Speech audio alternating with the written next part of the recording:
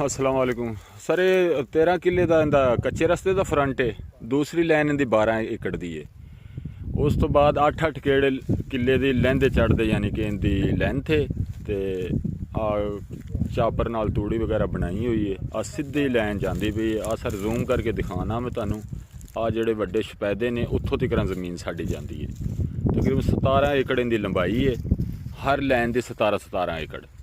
ਉਸ ਤੋਂ ਬਾਅਦ ਜ਼ਮੀਨ ਸਾਰੀ ਲੇਵਲ ਦੇ ਵਿੱਚ ਆ ਕੋਈ ਡੇਰਾ ਵਿੱਚ ਬਣਿਆ ਹੈ। ਡੇਰੇ ਦੀ ਲਹਿਦਾ ਵੀਡੀਓ ਭੇਜ ਦਿੰਦੇ ਹਾਂ ਤੁਹਾਨੂੰ।